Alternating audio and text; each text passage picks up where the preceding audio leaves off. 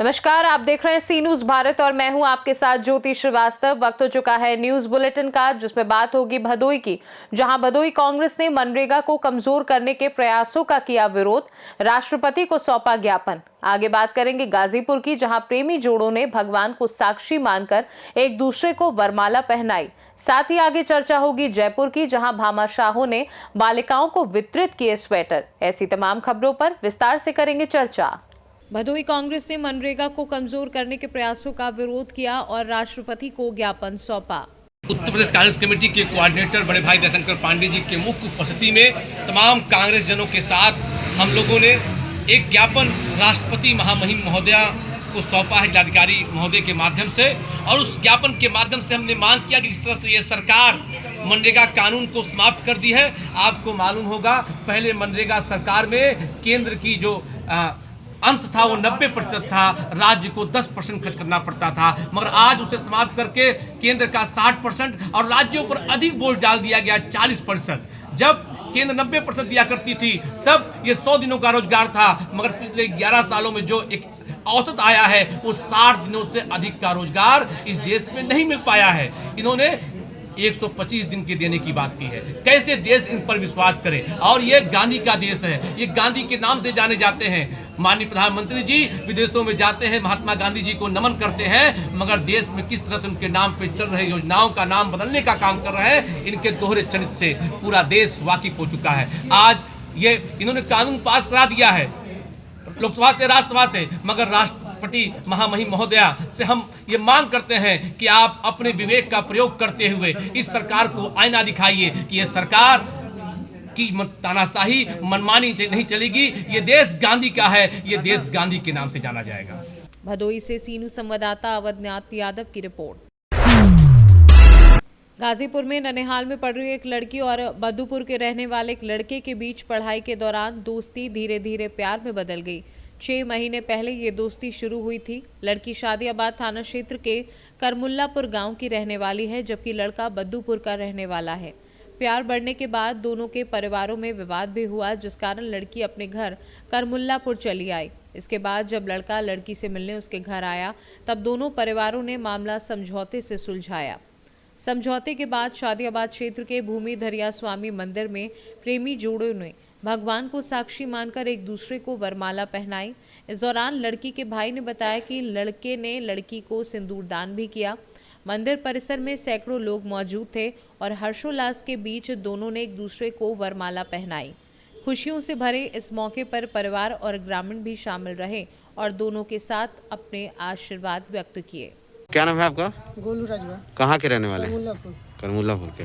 आज शादी हुई है, उस लड़की के क्या लगते हैं? भाई भाई लगते हैं। क्या था मामला? वो बात विचार करते थे और पकड़े गए, फिर शादी हुआ। कहाँ की लड़की है? करमुल्लापुर। करमुल्ला। लड़का कहाँ का है? बद्दूपुर। अच्छा, तो क्या लड़के का रिश्तेदारी थी यहाँ? नहीं। हाँ, कैसे? वो स्कूल में पढ़ते थे तब का, तो हम लोगों का थोड़ा बातचीत करते थे, तभी का हुआ है। कहाँ लड़की कहाँ पढ़ती थी? बद्दूपुर पढ़ती। बद्दूपुर। बद्दूपुर क्या था उस लड़की का? ननिहाल।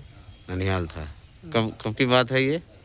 करीबन 5-6 महीना बाद। 5-6 महीना पहले। फिर क्या हुआ? फिर लड़की वहीं रही, वहीं से ये चला? नहीं, फिर वहाँ से हुआ लड़का, तो फिर घर आने लगा लड़का वो। अच्छा, घर वहाँ जब कुछ हुआ तो यहाँ आ गई लड़की, तो फिर अच्छा फिर आने लगा घर भेंट करने के लिए। अच्छा, आज क्या हुआ था? आज उन लोगों का शादी हुआ। शादी हुआ है। गाजीपुर से सी न्यूज संवाददाता हसन खान की रिपोर्ट। स्वामी तोताराम राम प्रताप राजकीय बालिका उच्च माध्यमिक विद्यालय पानू का दरीबा में भामाशाहों द्वारा स्वेटर वितरण कार्यक्रम आयोजित किया गया। इस अवसर पर कक्षा 1 से 12 तक अध्ययनरत सभी छात्राओं को स्वेटर प्रदान किए गए, जिससे उनके चेहरों पर खुशी झलक उठी। विद्यालय की प्रधानाचार्य शैलजा शर्मा के प्रयासों से भामाशाह जयदीप पुनिया और सतीश गोदारा के सहयोग से ये सराहनीय कार्य संपन्न हुआ। कार्यक्रम को संबोधित करते हुए प्रधानाचार्य शैलजा शर्मा ने कहा कि गरीब बच्चों को ठंड से बचाने के लिए वस्त्र दान करना अत्यंत पुण्य और मानवता का कार्य है। इस अवसर पर एसडीएमसी के सदस्यों सहित विद्यालय स्टाफ के मनचंदा सोनी, सरोज मीणा, नरेंद्र बडगुजर और अन्य कर्मचारी उपस्थित रहे। जयपुर से सीनू संवाददाता भगवान दास शर्मा की रिपोर्ट। उत्तर प्रदेश के महाराजगंज जिले के भारत नेपाल सीमा की सोनौली बॉर्डर पर सुरक्षा एजेंसियों ने भारत से नेपाल जाते समय एक श्रीलंकाई नागरिक को गिरफ्तार किया। हालांकि उसके पास वैध भारतीय वीजा था, लेकिन उसके पासपोर्ट और वीजा पर भारत में एंट्री की मोहर नहीं थी। जानकारी के अनुसार सोनौली इमिग्रेशन कार्यालय पर श्रीलंकाई नागरिक एग्जिट मोहर लगवाने आया। अधिकारियों ने उसके पासपोर्ट और वीजा की जांच की तो पता चला कि प्रवेश के समय लगने वाली मोहर अनुपस्थित थी। इसके बाद सुरक्षा एजेंसियों ने उसे हिरासत में लिया। पूछताछ में उसने बताया कि वह समुद्र मार्ग से श्रीलंका से भारत आया था और भारत से नेपाल जाने की योजना बना रहा था। सोनौली पुलिस ने 52 वर्षीय जोशेफ मवाथा के खिलाफ 14 विदेशी अधिनियम के तहत मामला दर्ज कर उसे जेल भेज दिया। अपर पुलिस अधीक्षक सिद्धार्थ कुमार ने बताया कि अवैध रूप से भारत में प्रवेश करने के कारण श्रीलंकाई नागरिक को गिरफ्तार किया गया और कानूनी कार्यवाही के बाद जेल भेजा गया। सोनौली बॉर्डर पर इमिग्रेशन कर्मियों द्वारा जांच के दौरान एक व्यक्ति जिसका नाम केनेडी राजेंद्रम है, जो मूलतः श्रीलंका राष्ट्र का रहने वाला है, को पकड़ा तथा जांच के दौरान यह पाया गया कि उसके पास भारत में प्रवेश के वैध प्रपत्र नहीं है। इमिग्रेशन कर्मियों द्वारा दी गई तहरीर के आधार पर केनेडी राजेंद्रम के विरुद्ध सुसंगत धाराओं में थाना सोनौली पर अभियोग पंजीकृत करते हुए उसे न्यायिक हिरासत में भेजा गया है। प्रकरण में विवेचना प्रचलित। महाराजगंज से सीनू संवाददाता अंगद शर्मा के साथ शरवण यादव की रिपोर्ट। जनपद प्रयागराज के करछना थाना क्षेत्र के भीरपुर रिपोर्टिंग चौकी अंतर्गत एक गंभीर घटना सामने आई। गोड़ेडी गांव के पास बाइक सवार 2 बदमाशों ने सर्राफा कारोबारी चंदन सोनी को गोली मारकर आभूषण से भरा बैग छीन लिया और फरार हो गए। घटना की जानकारी मिलते ही इलाके में हड़कंप मच गया। मौके पर पहुंची पुलिस ने घायल सर्राफा कारोबारी को इलाज के लिए SRN अस्पताल में भर्ती कराया। अस्पताल में उपस्थित अपर पुलिस आयुक्त अजय पाल शर्मा ने घायल की हालत का जायजा लिया और बताया कि उनकी स्थिति स्थिर है। घटनास्थल पर डीसीपी यमुनानगर विवेक चंद यादव और ACP करछना सुनील कुमार सिंह भी पहुंचे।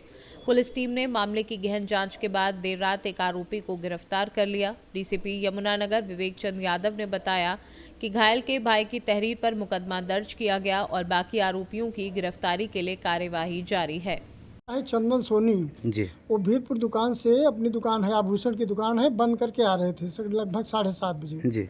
और यहाँ ये नहरा है घोड़ेडी के आगे, वहीं पे जो है बदमाश जो है मार के, गोली मार के और बैग छीन के चले गए। बैग में सोना चांदी की दुकान थी, वही बैग छोड़ के भाग गए। गोली मार दिए हैं, गोली पेट में लगी है, एक जांघ में लगी है। क्या स्थिति है, कुछ जानकारी हो पाई? अभी जानकारी नहीं है, अस्पताल में गए हैं, वहाँ इलाहाबाद से एडमिट है जी। हाँ। तो अभी तो यहाँ क्या फोर्स वगैरह, पुलिस वगैरह आई है? हाँ, पुलिस आई है, पुलिस आई है। क्या स्थिति लग रही है? लूट के इरादे से हुई है या कोई रंजिश? नहीं, सिर्फ लूट के इरादे से। तो 2 गोलियां मारी गई हैं। हाँ, तो इधर आसपास पुलिस मौजूद नहीं रहती? नहीं, बिल्कुल नहीं थी। अब तो इस समय तो है, मगर वो पहले कोई बात नहीं है पुलिस। क्या नाम है आपका? राधेश्याम सोनी। तो यहाँ कितने दिन से आवास के आप? अरे यहाँ सर हम करीब 25 साल से। आज दिनांक 22/12/2025 को थाना करछना के मजुआ निवासी चंदन सोनी, जिनकी उम्र करीब 35 वर्ष है, उनके ऊपर मजुआ गांव में ही करीब रात्रि 7:30 बजे के आसपास गोली चलने की सूचना प्राप्त हुई। सूचना का संज्ञान लेते हुए तत्काल थाना पुलिस टीम द्वारा पीड़ित को अस्पताल ले जाया गया, जहां पे स्थिति डॉक्टर्स द्वारा सामान्य बताई जा रही है। पीड़ित के भाई द्वारा तहरीर दी गई है, जिसमें उनके द्वारा बताया गया है कि नज़दीक के गांव गधियाओं के रहने वाले करीब 24 वर्षीय एक युवक आशीष उपाध्याय से पीड़ित का कल पैसों को लेकर के कुछ कहासुनी हुई थी।